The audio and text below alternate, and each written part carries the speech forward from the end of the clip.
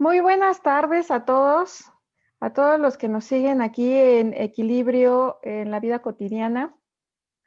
Hoy tenemos una súper invitada de lujo con un súper tema, el duelo.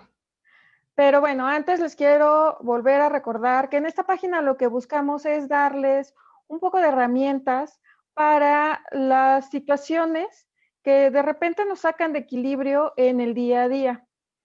Y lo que buscamos también es tener que nos acompañen expertos en cada uno de los temas que les puedan dar algunos tips y que ustedes se lleven un poquito de todo este conocimiento y toda esta pasión que tenemos por esto que hacemos las personas que, digamos, tratamos con personas, trabajamos con personas o como ustedes quieran llamarle. Como les decía, hoy tenemos a una invitada de lujo.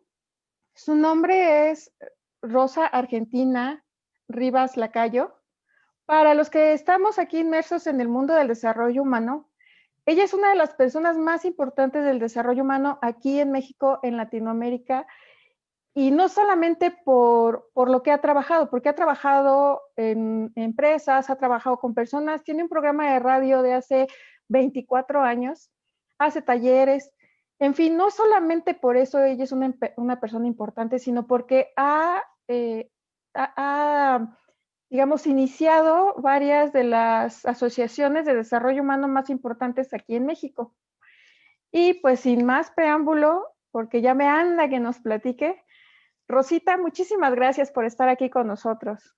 Muchas gracias a ti, Gaby, por esta invitación. Gracias a todas las personas que nos hacen favor de vernos, escucharnos.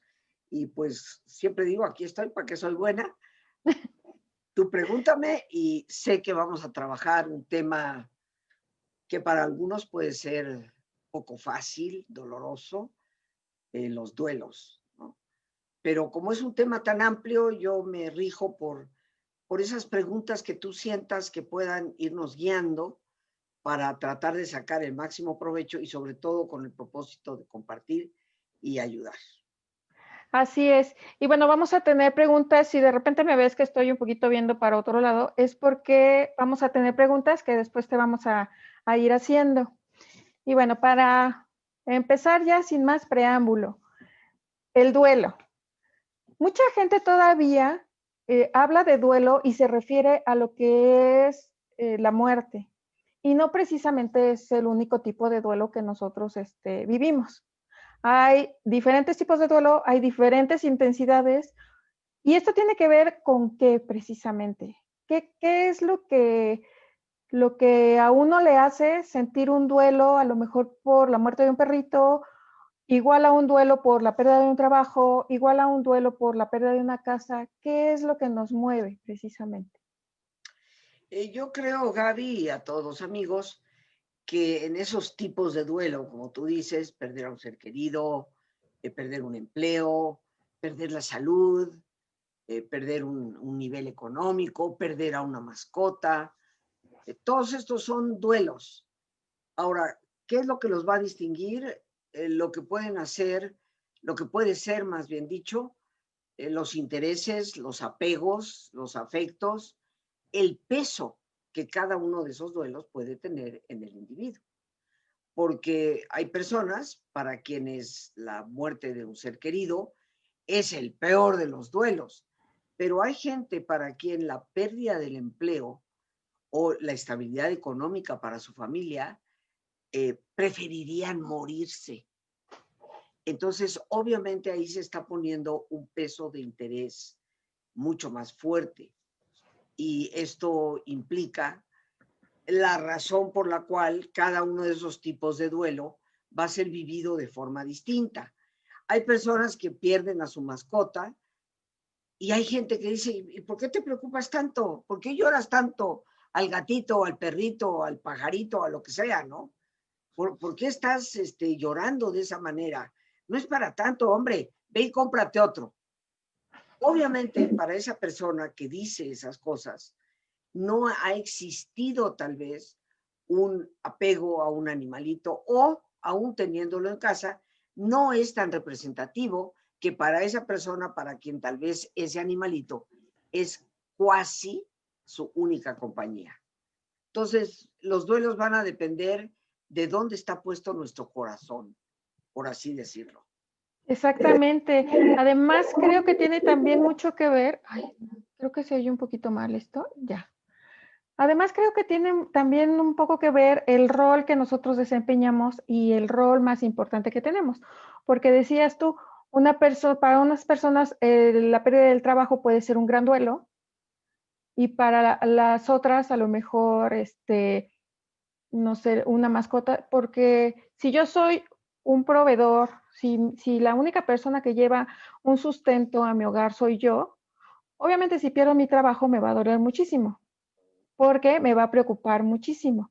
Entonces, sí, efectivamente también tiene que ver con el apego, con la relevancia y un poquito con el rol que es el más importante para mí. Y hablando de eso, creo que también no se sienten igual los duelos, hablando específicamente de duelos de muerte, no se sienten igual los duelos cuando se muere, por decir, tu papá, cuando se muere tu abuelito, cuando se muere tu hijo o tu compañero de vida.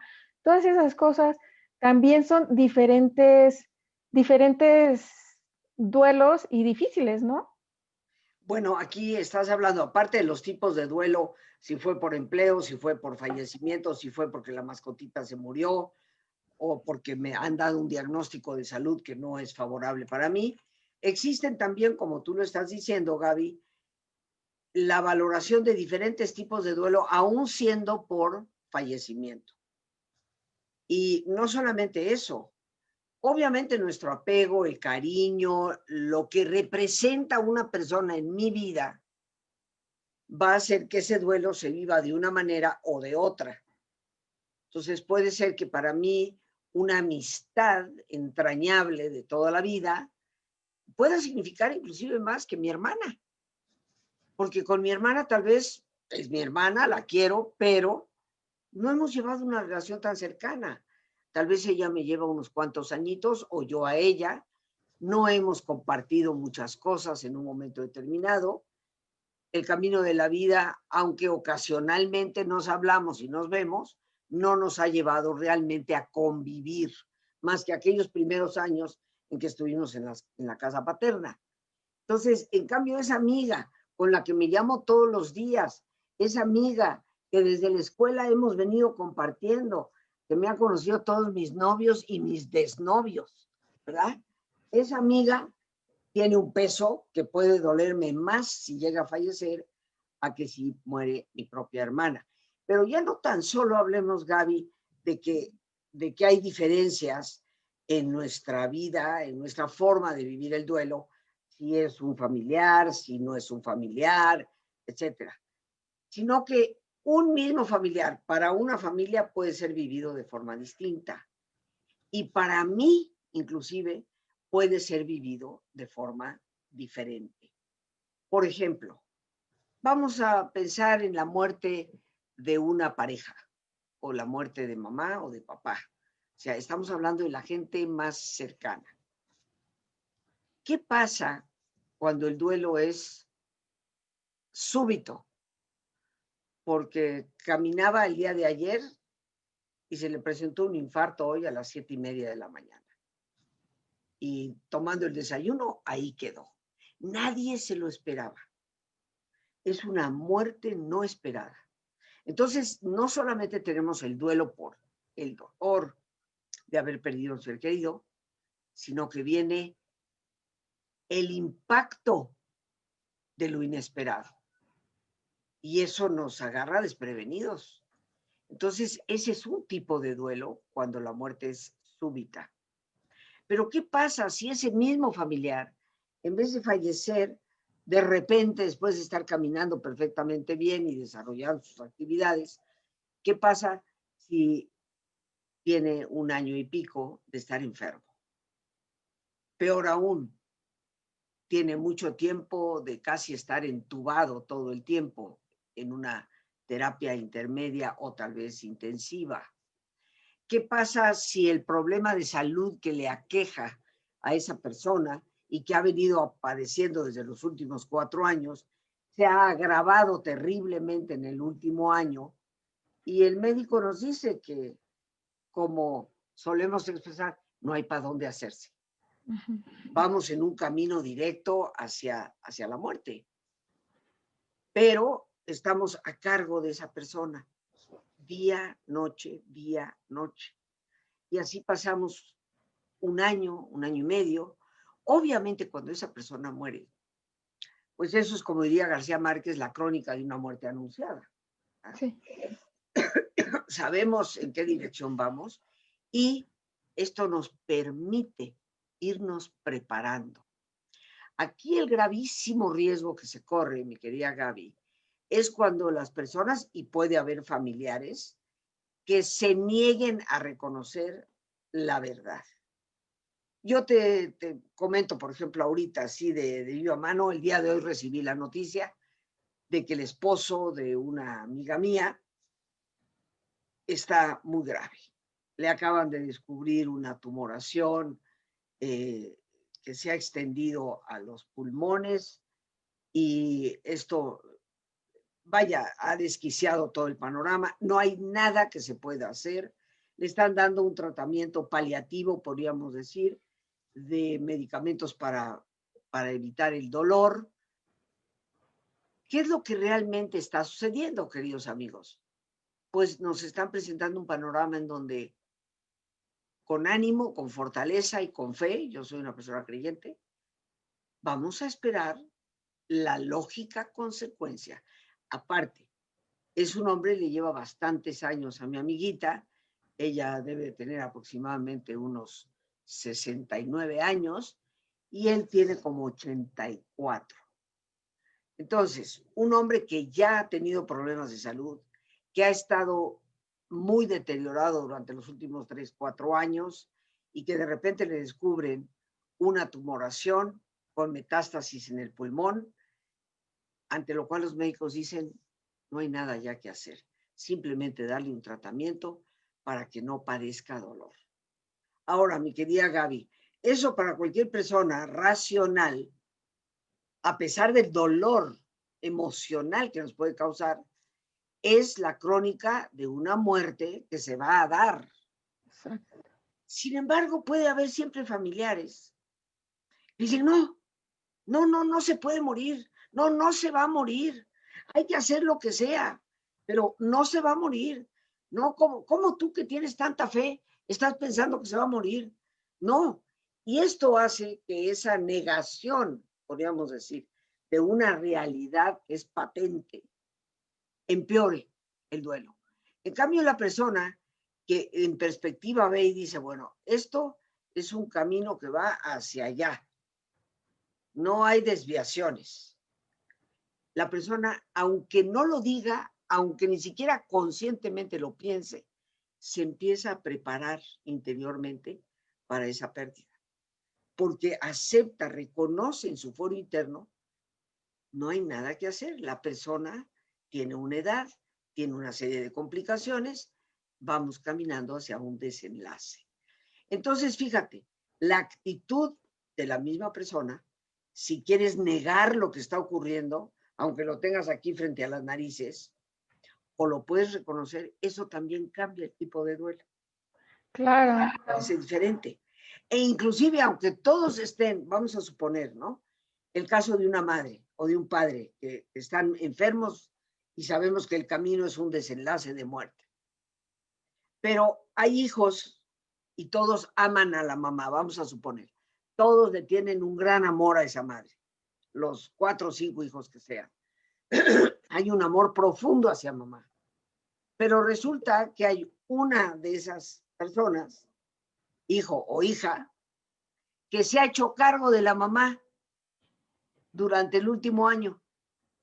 Ha estado al pendiente, ha estado viviendo con ella, aunque antes tal vez no vivía ahí, pero está viviendo ahí, le atiende el desayuno, la comida, la cena, está pendiente de cómo se va desarrollando la situación, llora muchas veces en la noche porque ve el deterioro que tiene su madre.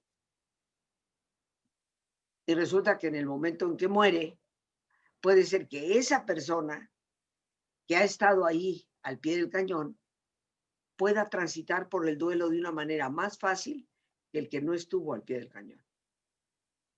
cuando algún hermano reclama, ¿pero qué te pasa? ¿Ya acaso no te dolió? ¿Cómo no me va a doler?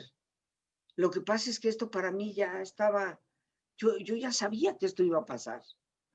Y ahí aparece algo, ahorita me paro, Sí. aparece algo que es importante.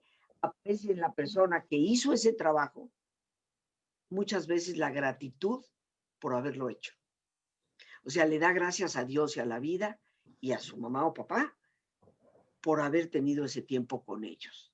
Entonces, obviamente, tu duelo va a ser diferente al del hermano, que aunque los dos quieran a la mamá o al papá de igual forma, han vivido ese último periodo de diferente manera. Así es, y tú acabas de comentar dos cosas muy, muy importantes. La primera es esa conexión entre el cerebro y el corazón, ¿no? O sea, eso de sí razono y pienso que esto ya sé para dónde va, pero me duele. Claro. Cuando uno tiene suficiente tiempo como para ver el deterioro de la persona, a veces hasta uno mismo dice, ya mejor que descanse porque está sufriendo mucho. Pero esa conexión de inicio es un poquito difícil, más en momentos que se presenta una muerte muy repentina sin que lo pensáramos o lo imagináramos. Entonces yo creo que una de las cosas es esa conexión entre lo que yo ya sé que va a pasar y lo que me duele, que ya no va a estar esa persona.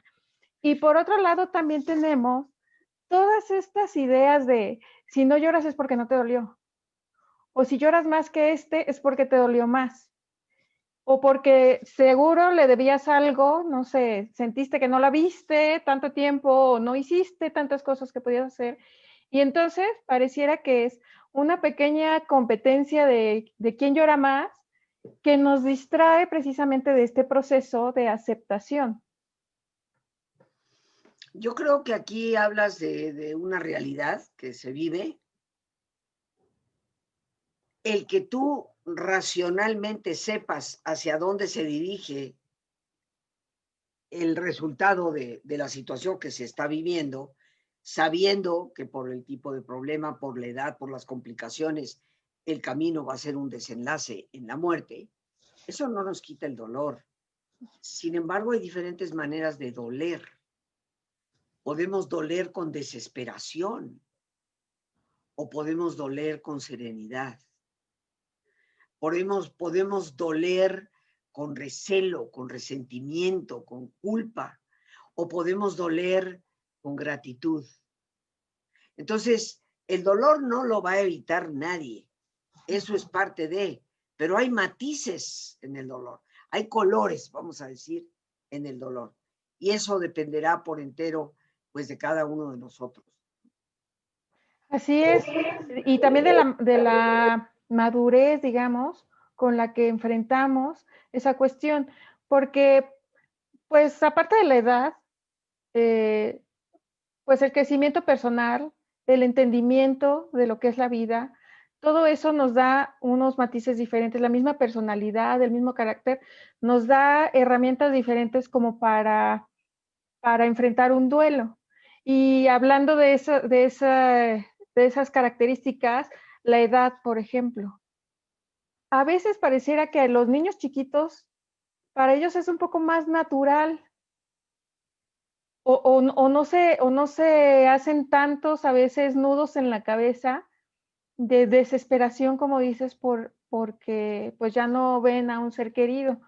Y a veces nosotros los adultos, por querer ahorrarles cierto dolor, intentamos, no sé, dibujarles algún tipo de historia fantasiosa de a dónde se fue el abuelo o a dónde se fue, no sé, el hermano, porque incluso también hay niños pequeños que pierden hermanos. ¿Sí? Todas esas cuestiones que pienso yo que en determinado momento, a la larga, podrían formar barreras de aceptación de una pérdida, y no nada más de muerte, sino esta manera de enfrentar también se refleja en todas las demás pérdidas, ¿no crees?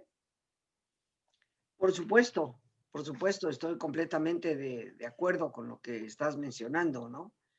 Yo creo que aquí tenemos que darnos cuenta que cada persona es un mundo que cada persona es un individuo único que va a procesar las cosas de una manera distinta. Y no podemos esperar que A sienta lo mismo que B. Ese es un error que con frecuencia se comete, Gaby. Sí. Le exigimos al otro que manifieste su dolor de la misma manera en que yo lo estoy manifestando. Y pues ciertamente por ahí no va. Porque cada uno, como expliqué hace unos momentos, ha tenido una relación, ha tenido un apego, ha tenido una valoración distinta para lo que está ocurriendo. Ahora, en cuanto a los niños, este sí que es, creo yo, ¿cómo podría llamarlo? Un fenómeno que todavía no podemos explicar. Y te pongo el ejemplo específico de los niños con cáncer. Los niños, cuando están ya en estado de gravedad muy avanzado, parecen cobrar una conciencia sumamente lúcida de que van a morir. Y curiosamente esos niños se convierten en quienes consuelan a sus padres y les tratan de dar serenidad. Y les hablan inclusive muchas veces, no, mami, no te preocupes, voy a estar bien, por favor, tú tienes que hacer cosas. Y el niño entra en un estado como de paz al reconocer con toda naturalidad que va a morir. Vamos a decir, esto es algo que nadie se logra explicar, el por qué sucede, por qué un niño que él está muriendo puede conservar una calma tan grande que consuela a sus padres. Sí. Y mientras que los padres a la orilla de su cama, estando él vivo, por supuesto, lloran, él les está dando consuelo y asegurándoles que todo va a estar bien. Vamos a decir, es el caso más dramático. Pero tú acabas de mencionar algo también ya en niños que no son ellos los que están en la condición cercana a la muerte, sino niños a quienes se les muere el abuelito, la abuelita, el tío, el padrino, etcétera, y les inventamos estas historias. Pero yo te voy a ser sincera, yo creo que todo depende de la edad del niño. Los niños pueden confrontar la muerte con mayor naturalidad. Yo que soy creyente, esto es una creencia personal, creo que todavía están conectados con el de arriba, todavía tienen más conocimiento de una realidad que nosotros ya hemos dejado por completo atrás, y tal vez eso es lo que les hace más fácil el reconocer en la muerte algo perfectamente natural. Sin embargo, por ejemplo, cuando a un niño pequeño le muere el padre o la madre, esto es un golpe tremendo, ¿no? Porque ¿dónde está mi papá? ¿A dónde está mi papá? Muchas veces en niños pequeñitos de 3, 4 añitos, este concepto de se fue con Dios, ¿no? Pero ¿por qué se lo llevó Dios?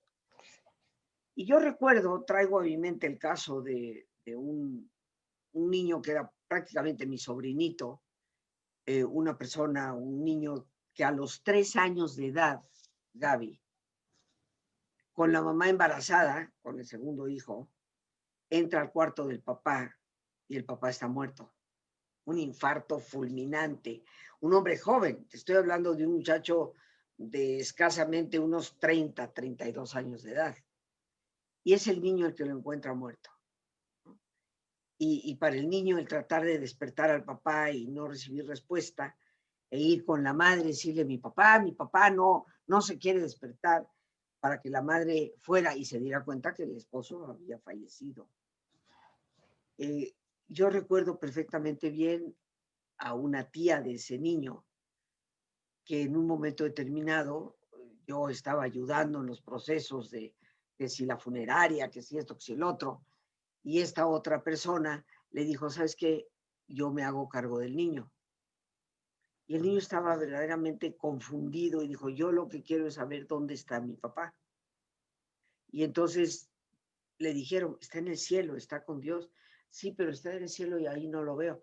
Y entonces le hicieron una bella historia, le dijeron, lo que pasa es que él está en una estrella y no lo puedes ver de día, pero sí de noche. Y en la noche esa estrella, la que más brille, ese es tu papá. Y yo recuerdo perfectamente bien el tremendo consuelo que fue para esa criatura el salir por las noches a la ventana y decir, ahí está mi papá. Sí. Esto lo llenaba de alegría. Entonces, hay personas, como tú sabes, Gaby, que dicen que a los niños hay que quitarles toda la fantasía, que Sí. ya no hay que hablar de Santa Claus, que ya no hay que hablar de los Reyes Magos, que ya no hay que hablar del conejo de Pascua, nada de eso. Y yo creo que no, yo creo que eso es parte de una infancia hermosa, de una serie de ilusiones que nos dejan una huella bella para el resto de la vida, ¿no? Entonces, Exactamente. sí. Sí. Sí, porque aparte de esa tranquilidad que se puede dar con este tipo de historia de la estrella y todo eso, a la larga, un niño, yo creo que después recuerda a la persona que le dijo esta historia y ya cuando tiene suficiente edad para entender lo que es la muerte y todo eso, eh, con cariño también recuerdas a esa persona que te procuró un bienestar. Sí, claro. Se crean lazos también muy importantes. Yo creo que las historias que no hay que contar son las historias donde se da esta visión distorsionada de que se fue de viaje, Ujú, porque todavía hay algunos, es que el abuelito se tuvo que ir de viaje. Oye, pues una persona que se fue de viaje regresa, ¿no?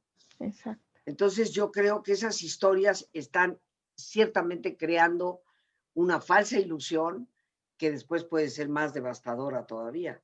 Entonces, no, abuelito no se fue de viaje, el abuelito murió, se fue al cielo, se fue con Dios, está en la estrella que ves en la noche, va a estar siempre contigo, etcétera. Pero no negar la realidad de que algo ha terminado y no hay marcha para atrás.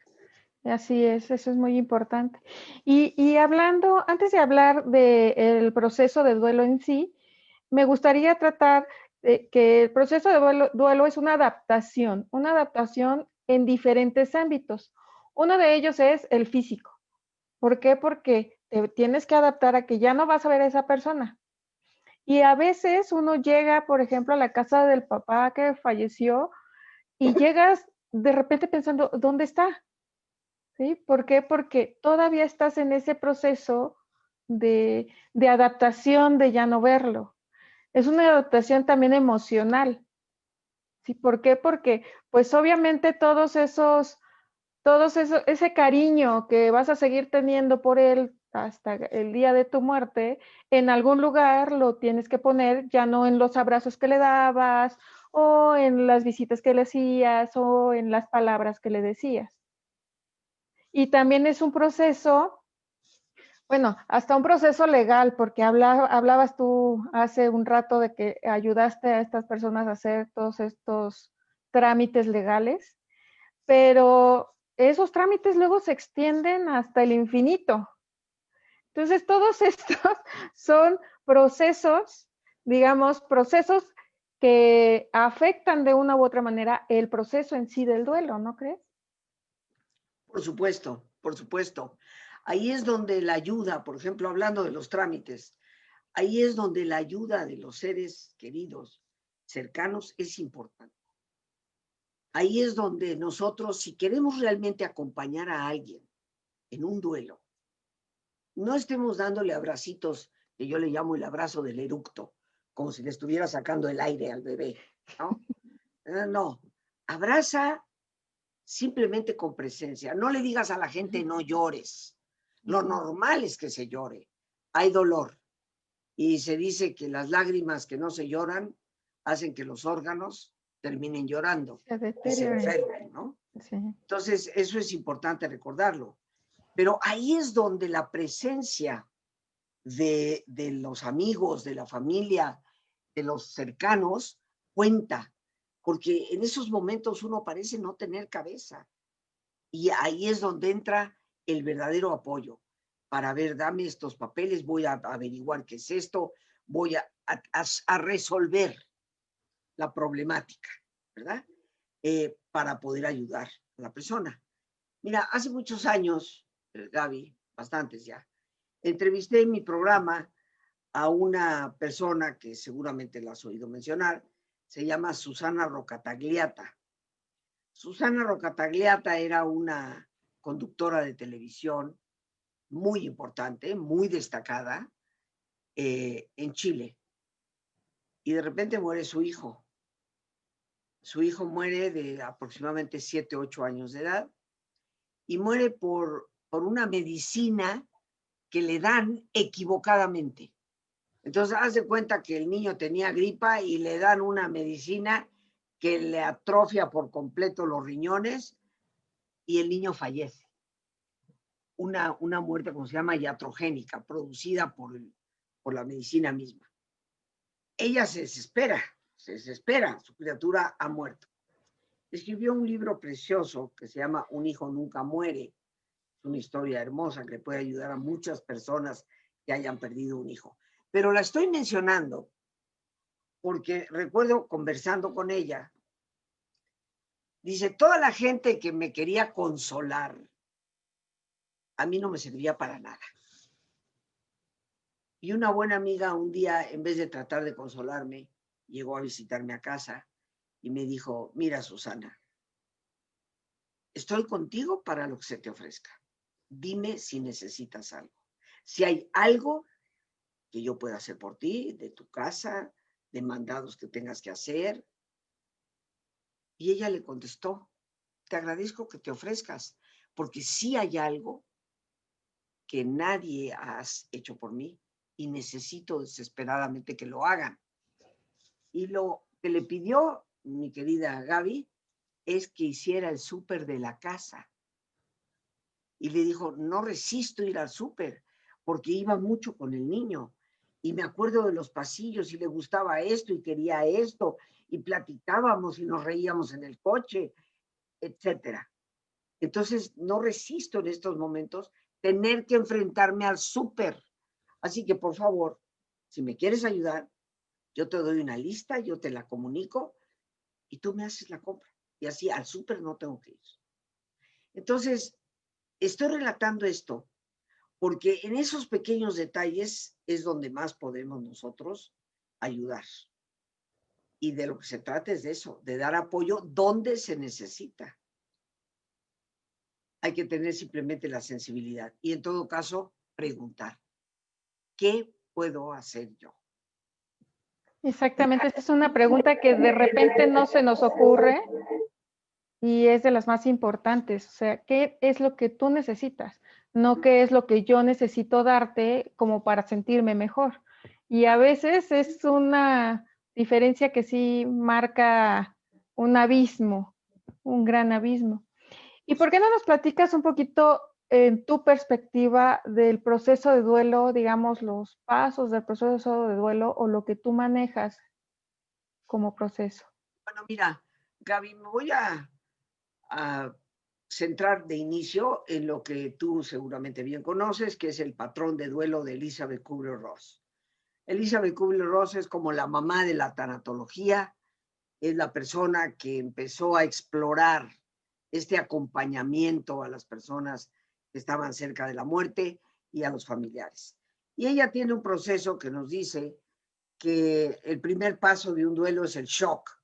No podemos creer lo que nos está pasando, ¿no? Es como algo que nos cachetea y decimos, ¿qué es esto? Y luego viene un proceso de negación. Esto no puede estar pasando. No es cierto. Es imposible que esta persona se vaya a morir. No, pero ¿cómo es que se murió? No puede ser. Y después de ese proceso de negación, aunque no necesariamente van 1, 2, 3, se pueden mezclar, Sí.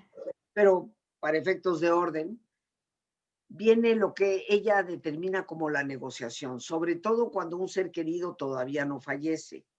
Empezamos como a negociar y con el que más negociamos es con el de allá arriba, ¿no? Con Diosito. Y empezamos con cosas como, Diosito, si tú salvas a mi abuelito o a mi mamá o a quien sea, yo te prometo que voy a ir a la villa, o yo te prometo que voy a dejar de fumar. Yo creo que esto es muy triste, Gaby, porque tratamos a Dios como si fuera un negociante. como si para que Dios nos dé algo, nosotros le tenemos que dar algo a Él. Y bueno, definitivamente no es esa. Pero a eso se refiere ella con el proceso de la negociación.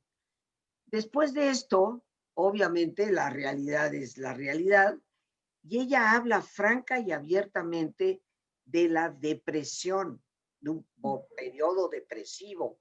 Entonces, primero estoy en shock, lo niego, trato de negociar. Cuando me doy cuenta que la realidad es lo que es, entro en una especie de depresión. Y ahí voy a permanecer hasta que se da el proceso, como tú lo decías, de adaptación. Me adapto al hecho de que es real, esa persona ya no está, se murió, ya no está conmigo. Este es más o menos el proceso de Elizabeth Kubler-Ross. Yo a ese proceso, me faltó la rabia. Ella también incluye la rabia, el enojo. O sea, después del shock, la negación, en la negociación viene la rabia. Estoy enojada, ¿no? ¿Cómo se puede morir? Hasta le echo la culpa al muertito, ¿no? ¿Cómo se te ocurre morirte en estos momentos de la vida, ¿no? Etcétera. Ese es un paso dentro del, un proceso dentro del duelo. Yo en lo personal creo que sí, efectivamente al principio hay shock, ni hablar. A todos nos impacta la muerte, aunque sea una muerte esperada, nos impacta, nos sigue doliendo intensa y profundamente. Sí, efectivamente creo yo que hay al principio el impacto es negar, no puede ser que esto pase, hay mucho enojo, hay mucha rabia. ¿Cómo es posible que esto haya sucedido de la manera que sucedió o que me esté pasando a mí? Pero yo considero que lo que Elizabeth Kubler-Ross llama depresión es tristeza, porque la depresión ya es un estado, un trastorno psicoemocional, y yo no creo que toda persona en proceso de duelo llegue a padecer un trastorno psicoemocional. La tristeza puede llegar a convertirse en depresión. Okay. Pero luego para mí hay una etapa muy importante, que es la del perdón, que yo creo que va mezclada con nuestra tristeza, porque siempre, Gaby, nos estamos recriminando, si yo hubiera, si no hubiera, si fulano hubiera, si sutana no hubiera. Todos esos hubieras cargan con culpas o con rencores. Es que tú no visitabas a mamá, es que tú nunca atendiste lo que tendrías que haber atendido, te hubieras puesto más atención, etc., etc., etc. Entonces, yo creo que eso solo se supera a través del perdón. No hay otra manera. Me tengo que perdonar a mí misma por lo que yo ahora considero fueron tal vez decisiones que no fueron acertadas, y tengo que perdonar a los demás si considero que la forma en que resolvieron o la forma en que enfrentaron el problema no fue la adecuada. Pero finalmente vamos a llegar a la adaptación. Sin embargo, para mí, Gaby, el duelo no es tan solo, o no debe ser tan solo un proceso de adaptación. Tiene que ser un proceso de renovación. Porque no solamente se trata de que me adapte al hecho de que se murió mi esposo, se murió un hijo, se murió mi padre, se murió un hermano, etcétera. No, no solo me adapto, sino que tengo que renovar la vida. Tengo que volver a participar con visión de tener futuro, de tener esperanza, porque la adaptación puede ser terriblemente pasiva. Dejo tal vez de llorar al cabo del tiempo, pero parece que mi vida se paralizó. Una persona adaptada puede estar paralizada. Entonces, para mí, el paso fundamental es la renovación. Eso me parece de extrema, extrema importancia. Y si me permites, quiero compartir contigo algo que en mi trabajo desde la psicología y como tanatóloga ha sido importante para mí y que yo quiero compartir ahora con tu auditorio porque yo creo que les puede ayudar a manejar sus duelos. Y lo primero es, obviamente, asumir la realidad. Mientras nosotros sigamos insistiendo en que es que no se debe haber muerto, es que no debo de haber perdido el empleo, es que ese señor no se ha dado cuenta de lo que hizo. mientras no asumamos la realidad con todas sus letras y con todo lo que implica, simplemente estaremos retardando el duelo y eso significa estaremos prolongando el dolor innecesariamente. También es importante dejar de reclamar, mi querida Gaby. Hay una tendencia a reclamarnos a nosotros mismos y a reclamarle a otras personas. Es que deberías de haber estado ahí. Es que si hubieras llamado al otro médico que yo te dije. Todos estos reclamos hay que dejarlos. Porque mientras sigamos reclamándonos o reclamando a otras personas, seguimos involucradas en el duelo, del dolor, y no lo estamos verdaderamente procesando. Entonces, asume la realidad, deja de estar reclamándote a ti y a los demás. Para mí, lo tercero es apoyarnos en el amor. A veces, Gaby, tristemente, cuando fallece, sobre todo hablando del caso de la muerte, cuando fallece un ser querido, parece que se nos desdibujó el afecto. Ya pasamos a ignorar a todo el resto de la gente que sigue estando a nuestro alrededor. Y esto, mis queridos amigos, es muy peligroso, sobre todo cuando la muerte es la de un hijo, porque he conocido casos donde el dolor de la madre es tan intenso por la pérdida de ese hijo que empieza a ignorar el hecho de que tiene 3 más.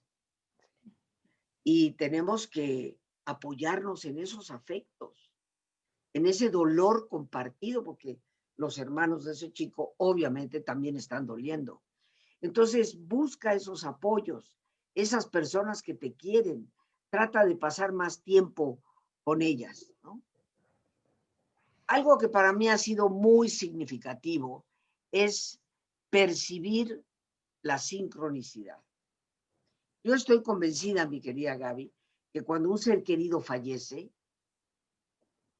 una vez fallecido y durante 6, 8 meses, estoy convencida de que esa persona de alguna manera nos hace saber que está con nosotros. De una manera que yo no puedo explicar. Pero como soy creyente, no creo que la vida termine con la muerte. Y yo creo que durante ese primer periodo de algunos meses, nuestros seres queridos nos dan señales. Cuando mi madre murió,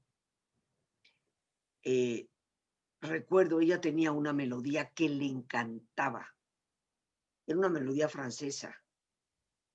Y yo recuerdo que recién fallecía mi madre, que algunos amigos, familiares, salíamos tal vez a comer o a cenar.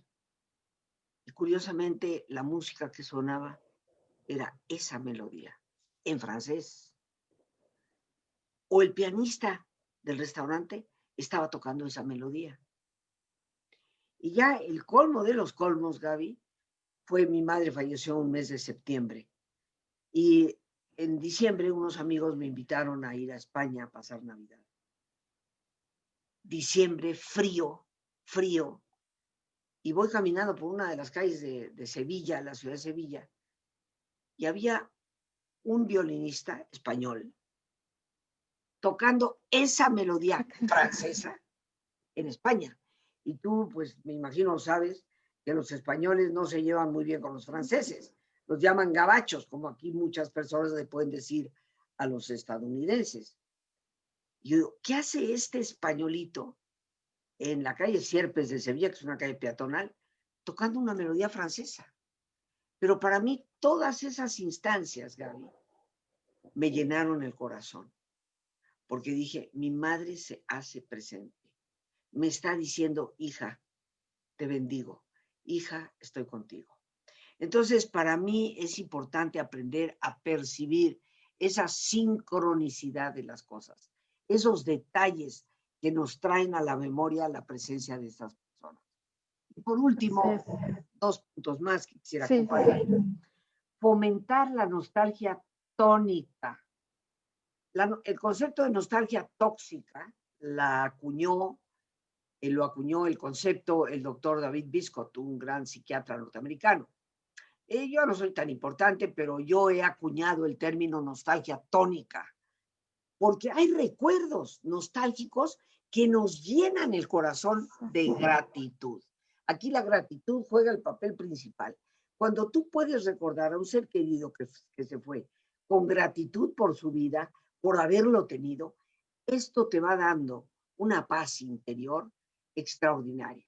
Hay que fomentar esa nostalgia tónica que nos vuelca a recordar las cosas positivas y buenas y que nos lleva precisamente a tener esa gratitud.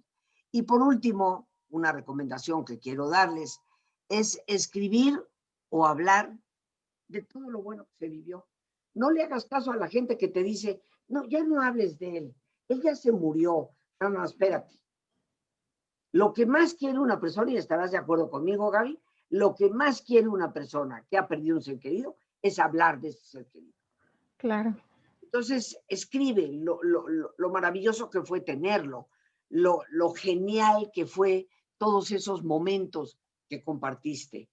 Hablar de toda la felicidad que pudo haber. Creo que esto es una recomendación que nos puede ayudar enormemente. Entonces, para mí, esto es cómo procesar un mejor duelo. Así es, Rosita. Y aparte, lo que estoy escuchando no solamente se aplica a la cuestión de la muerte, porque también puedes hablar y ver lo positivo de una relación que terminó.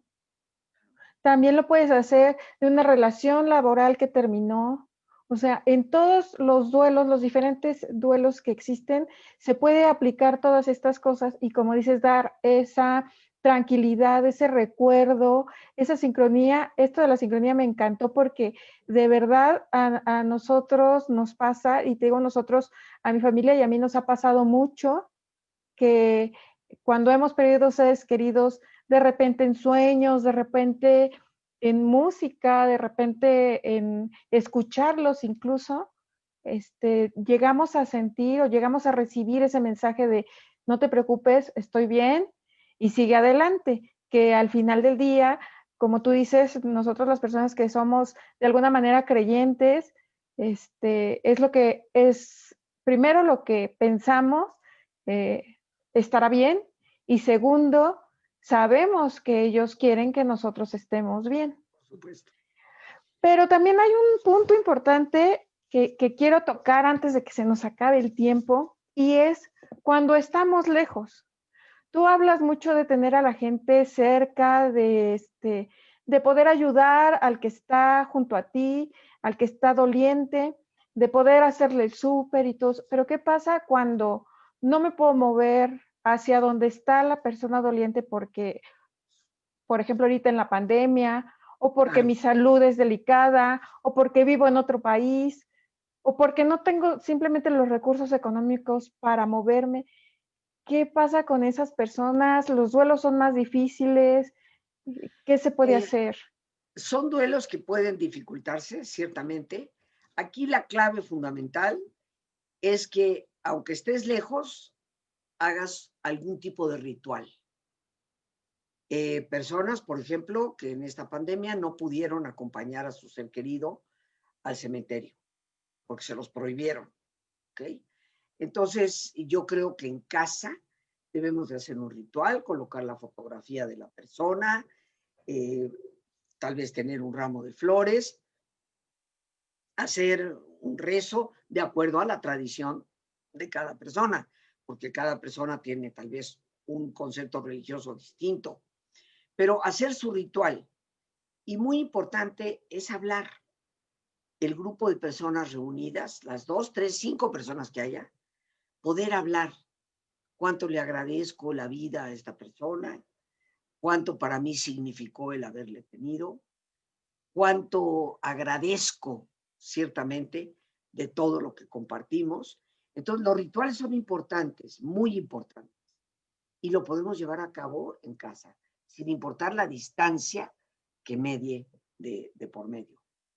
Uno de los puntos que yo sí quiero resaltar, porque Elizabeth Kubler-Ross habla de depresión, yo hablo de tristeza, hay que tener cuidado con las tristezas, mi querida Gaby, porque si no, muy fácilmente pueden cuando se convierten en crónicas, convertirse en depresión.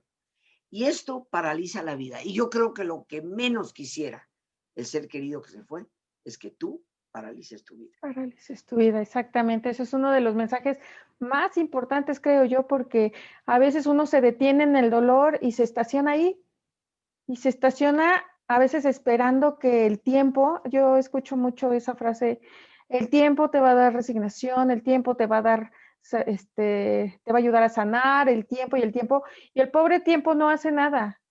Quien lo hace es uno, Así actuando, es. pensando y como dices tú, con la actitud que nosotros pongamos. Y existen medios, existen herramientas. Yo, si me lo permites, quiero aprovechar la oportunidad para extender una invitación, porque creo firmemente que nos hemos quedado atorados con la idea de que la tristeza y la depresión, pues no hay maneras de resolverlas más que con pastillas. Y desafortunadamente estamos un poco ciegos a una realidad médica. Las pastillas no curan la depresión. Las pastillas favorecen el equilibrio de los neurotransmisores para que la persona pase a un proceso terapéutico donde pueda reacomodar las piezas, readaptarse y seguir adelante. Existen maneras a través de las cuales podemos manejar la tristeza y la depresión. Y yo quiero agradecerte la oportunidad que me das de invitar a tu público, porque el lunes 21, miércoles 23 y jueves 24 ya de este mes de septiembre, dentro de escasamente unos 10, 12 días, voy a tener el gusto de compartir con todos ustedes un taller que se titula Desesperación o Esperanza, el manejo de la tristeza y de la depresión. Un taller que no es teórico, es un taller que nos dará herramientas, ejercicios prácticos que están comprobados desde la psicología, son las herramientas fundamentales para nosotros poder salir de ese tipo de situaciones y retomar la vida. Si me permites, voy a dar un teléfono para los informes, que puedan llamar o mandar un mensaje vía WhatsApp. Es el 55 37 32 91 04. Lo repito con todo gusto, 55 37 32 91 04. Ahí con todo gusto les darán todos los informes. Un taller que realmente nos da técnicas prácticas, porque, queridos amigos, ante la situación que estamos viviendo, la tristeza permea muchas capas de la vida y empieza a manifestarse a veces de manera peligrosa en un abrir y cerrar de ojos. Siempre digo, mi querida Gaby, la depresión nunca cae por la chimenea. Es el resultado de una tristeza que se comporta como una araña que va tejiendo su red hasta que finalmente nos paraliza. Ojalá me puedan acompañar, yo los estaré esperando lunes 21, miércoles 23 y jueves 24. De 7 de la tarde a 9 de la noche, es 2 horas al día. De todos modos, lo voy a poner en los comentarios que tenemos en este live. Voy a poner la imagen que tienes tú de ese taller y también voy a compartir el teléfono para las personas que están interesadas, porque la verdad, como dices, en este tiempo o ya tenemos esa telaraña hecha o se está haciendo, y en cualquiera de los dos casos van a ser herramientas muy, muy importantes que nos van a ayudar. Y bueno, también quiero comentar un poco de los comentarios que nos están llegando. Claro. Nos seguimos hablando y ni siquiera les dimos las gracias. Sí, hay mucha gente aquí saludándote. Tenemos por aquí a Laura, buen día, que nos dice, cuidé a mi mamá sus últimos 8 años de vida, vivía con ella y murió. Hubo tristeza y dolor, pero no sufrimiento. Como bien decías, a veces uno se da el tiempo de procesar todo eso durante pues, los últimos días, meses o quizás hasta años, Sí. porque hay gente que sí dura un tiempo largo. Nos dice Silvia Reyes, Sí, Rosita, yo lo viví el día que falleció mi hijo. En lugar de abrazarlo y decirle que no se preocupara por nada, le reclamé porque me dejaba sola, que no era su tiempo. Como bien dices, a veces esa rabia o ese dolor nos hace, no sé, enfrentar a todo el mundo, incluso al muerto. Y bueno, aquí tenemos un montón de comentarios. Algo que yo también quiero recalcar es la cuestión de estar cerca, aunque a veces en distancias físicas es mucho el distanciamiento, o incluso porque nuestras condiciones de vida, de salud, no nos permiten ir a acompañar a esa persona que está doliente. Afortunadamente ya tenemos un montón de herramientas en la tecnología. Por ejemplo, ahorita nosotros, digamos que de alguna manera también vivimos un pequeño duelo o gran duelo, porque pues nuestra manera de comunicarnos con las personas eran con los talleres, con las conferencias, con todo eso, y ahora estamos echando mano de esto que es los lives, el Zoom y los talleres virtuales. También eso se puede hacer cuando uno quiere estar cerca de una persona doliente. Puede, como bien dices, echar una llamada, ¿sí? Si bien no puedes dar un abrazo como tal, pero sí puedes, incluso hasta hacer un pedido para entrega, no sé, de esos, no quiero decir marcas, pero Amazon, Mercado Libre o todas esas cosas, Sí. que a veces las personas que están dolientes no tienen cabeza ni para eso. Y está en el preguntar, como bien dices, a lo mejor yo te puedo hacer el favor de pedir y que te lo entreguen en tu casa lo que necesitas. Y no necesito ir yo físicamente al súper, sino desde donde estoy lo puedo pedir y hacer. Entonces también podemos acercarnos de alguna manera con toda esta tecnología que ya existe y que podemos ir aprendiendo a utilizar, ¿no te parece? Yo creo que tenemos muchísimas herramientas a la mano. Yo creo que la distancia hoy se ha cortado a través de todos estos medios y yo creo que si tenemos a un familiar que la está pasando menos bien o tenemos a un familiar que al igual que nosotros ha perdido a un ser querido, aunque no lo podamos abrazar físicamente y estar, tenemos estos medios para hacerlo. Quiero decirte, mi querida Gaby, que uno de los duelos menos fáciles de todos es cuando hablamos de desaparecidos. Gente que simplemente desapareció y que nunca volvimos a saber de ellos, porque en el fondo siempre va a haber la esperanza y eso puede mantenernos de alguna manera alertas. Pero hay muertes donde sabemos que la persona murió, pero nunca se le vuelve a ver o se recupera el cadáver. Yo recuerdo haber acompañado a algunas personas con aquel terrible accidente del el avión de Air France que cayó a medio Atlántico en la noche, habiendo partido de Río de Janeiro hacia París, y de repente desapareció el radar. Y tardaron semanas y meses hasta que finalmente encontraron restos del avión. Y bueno, sabemos que ahí, como dicen en el teatro, se murió hasta el apuntador, ¿no? Todo el mundo falleció. Y esos cadáveres nunca se rescataron, nunca. Había pasado ya demasiado tiempo, obviamente las fuerzas de la naturaleza lo habían consumido, y a mí me tocó acompañar a una persona que tuvo a un familiar en ese vuelo. Y lo que hicimos fue precisamente un ritual. En su casa llegó un momento en que convocó a algunos familiares y amigos, se puso la fotografía de la persona y cada uno de ellos se fue despidiendo de esta persona. Se colocaron flores, se hizo un periodo de meditación y oración. Alguien habló respecto a la persona, lo mucho que había significado en la vida de tantos, y eso es un ritual que aunque el cadáver nunca estuvo ahí presente y nunca tuvieron la oportunidad de verlo, se favoreció el duelo. Entonces, hablando de esto, si el cadáver está, lo óptimo es verlo. Hay personas que dicen, no, no, no, yo no quiero ver nada, pero facilita el duelo, el que nosotros veamos que ahí está la persona fallecida. Una recomendación. Sí, sí, la verdad es que en ese momento tenemos tantas cosas en la cabeza que no sabemos ni qué hacer y es muy importante, pues echar mano también de la gente que sabe, de los profesionales que saben, para poder guiar un proceso un poco más fácil, un poco más entendible.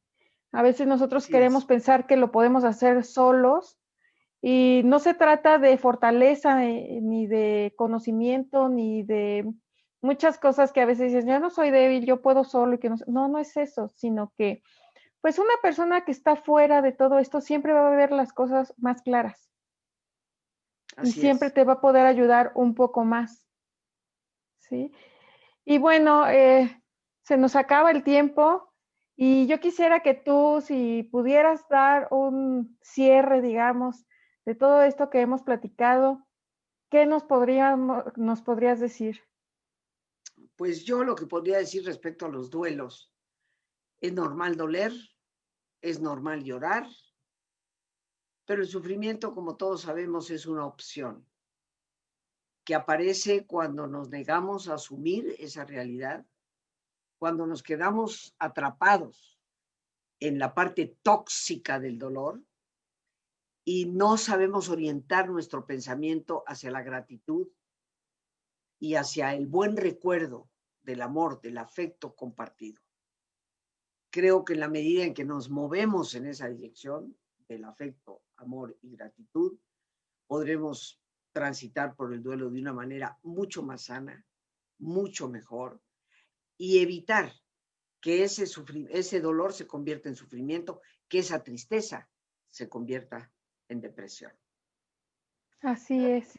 Y bueno, a mí me gustaría hablar un poquito o cerrar un poquito hablando de la otra parte. Cuando nosotros conocemos personas que están doliendo, que incluso están doliendo la misma muerte de, digamos, de un mismo papá o un hermano o un hijo, también pensemos en el dolor de la otra persona y no presionemos, ayudemos. Estamos todos en un proceso de dolor, en un proceso de reinventarnos, como dice Rosita, no solamente de doler, sino de reinventarnos. Y además de ser empáticos, hay que ser muy generosos con la otra persona, no hacer reclamos, no comparar lo que yo hubiera hecho o lo que yo hice contra lo que tú hiciste, sino ser gentiles y saber que si a mí me duele, pues imagínate a la otra persona que tanto le puede estar doliendo. Creo que estas dos partes pueden ayudar tanto a un proceso propio como a un proceso de las demás personas. Así es. Y pues muchísimas gracias, Rosita. Es un placer, como siempre, hablar contigo. Gracias, La Gaby. verdad, Gracias a ti. no voy a terminar de decirte lo agradecida que estoy de que hayas aceptado este live. Espero volvernos a encontrar ahora que se reabran todos estos cursos. Claro. Si no, en el internet también nos podemos inscribir. Y bueno, pues muchísimas gracias a todos los que estuvieran con nosotros. Vamos a estar revisando los comentarios que pues nos seguimos y no pelamos mucho lo que nos decían, pero vamos a tratar de dar un poquito de respuestas. Claro que sí. Muchísimas gracias, Gaby. Gracias a todas las lindas personas que te escuchan. Y bueno, pues sí, nos fuimos directo al tema, pero seguramente tú podrás dar una acertada respuesta a todos esos comentarios. Y gracias a los que eh, se expresaron con saludos hacia mi persona. Se los agradezco infinitamente. Así es. Muy buenas noches. Los esperamos para el siguiente live de la semana, el próximo jueves. Buenas noches. Buenas noches.